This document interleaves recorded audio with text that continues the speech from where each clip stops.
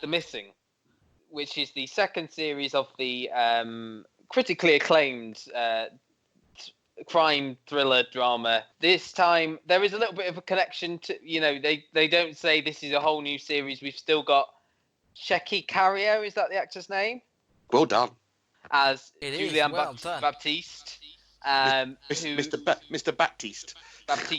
Julian Baptiste.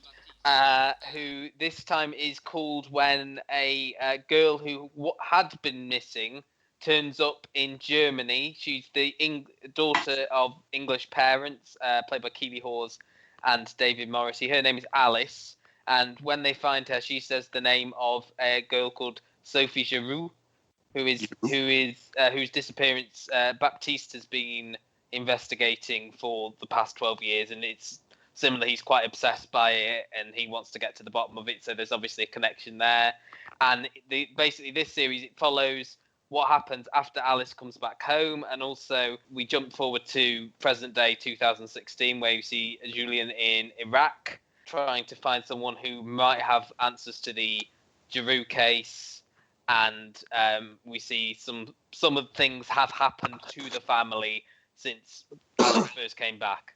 There's been quite a lot of talk on Twitter and outside about how confusing this was, hasn't there? No more so than the first. No, I don't think it's any more confusing than the first one. Can I just say again before we delve too deep into this, I want to spoil this as much as we can. So if you haven't seen the first one, perhaps watch on iPlayer or watch your recording before you listen to us talk about this, because I don't want to hold anything back. There's a lot to say about it. But were you one of those people that was confused then? Because I didn't find it confusing in the least. No, I there was only one thing that I didn't quite get, and I've since looked it up and now I understand. And it was the son, the sort of skinhead son who has gone a bit wayward in present day.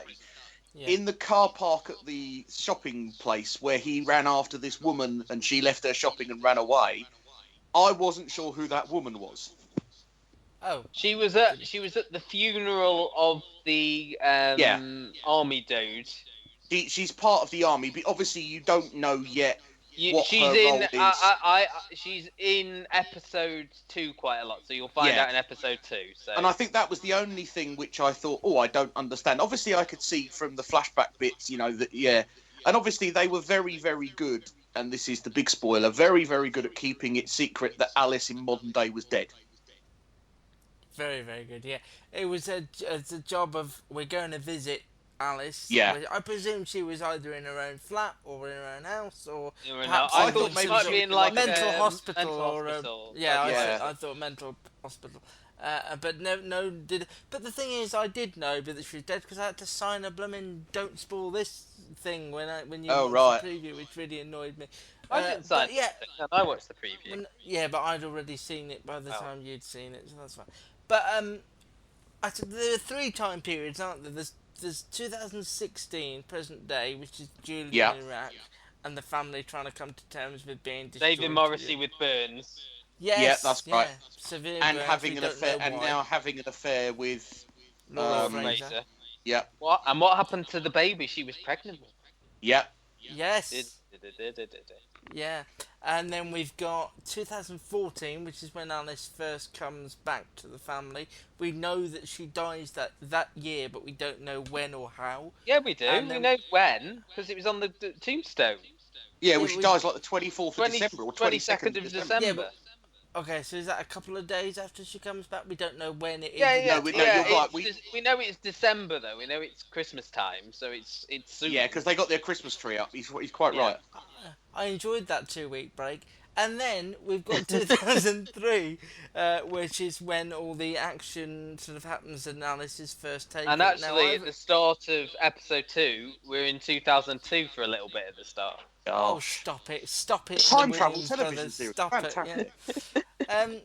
I thought this was outstanding. I mean, I remember taking a while to warm to the first series of The Missing. I've now seen this almost 3 times. I watched it once with the idea of reviewing it, didn't review it, and had to watch it again for reviewing it, and then I watched it live on Wednesday night. And Luke, can I just ask, is that because I said, no, I can't review it, I haven't got time? No, I wanted to review it myself because I told the PR that I would. Oh. And I thought I can't really ask you to do it if I told him I would do it. But I just found it outstanding, and the more I watched it, the more I appreciated it. It sort of grew on me more and more. I think the thing with the first series was that we were unsure about James Nesbitt being in a program like this. I think that was it. Oh no, I think Whereas- he was great in the first. Yeah, no, I think he was wasn't great, but I bad. think because James Nesbitt is one of those actors where, it's James Nesbitt, whereas like Keeley Hawes and Dave Morrissey are people who we've seen in sort of grittier roles like this before. So I think we're more on board. Do you know what I mean? We're more on board with them here than we are. It took a bit of time to sort of, James Nesbitt's doing this now, because it was sort of the darkest thing I think he's done. Thoroughly enjoyed this and thought Keeley Hawes was particularly good. I think we all knew I thought she would David be. Morrissey was as well, and I have Yeah. a fan of his in things recently. And Luke, I think you feel the same, don't you? Yes, The only thing that concerned me a little bit when I read about what the show was going to be, and as I started to go into it, I thought, oh, this is very 13-esque. You know, the plot is very, but actually they managed to do a very good job well, of I think of not Sorry, doing go on, anything similar. So I think they did a very good job, because the girl obviously has that kind of glazed look on her face, you know, so they've copied some of that. But she doesn't kind of like want to. There's no similarities between the storyline of 13 of her wanting to get back to her No. own storyline or anything. So Do you remember in 13 when they had that thing where the sister didn't think it? And Yes. was like- yes. Yeah. 'Cause now they completely dropped that, but that is the thrust of this, isn't it? At the end of yeah, episode 1, you get Baptiste going, but I believe that girl was not Alice Webster.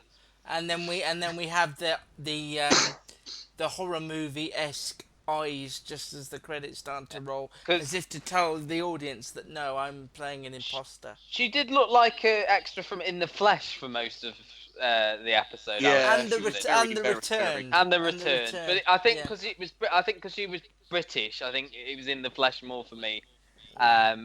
But and Luke, you messaged me just after I finished watching it, and I'd just done the. I'm sure we all did it when we first saw it, and just did the like that at the end when we Yeah. did that last line, because it was like, we're back with the missing now, and what's going to happen next, and who's this girl if it's not Alice Webster, and and and who's also who's our- the and army al- bloke, and and also our friend from Trapped, Andre, was in it. yes, I that was a love big seeing surprise. That was Andre. brilliant.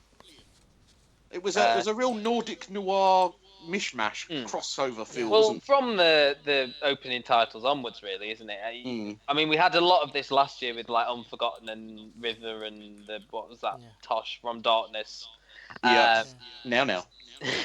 So yeah, so the Well, missing, yeah. awesome. If you haven't seen it, go and see it.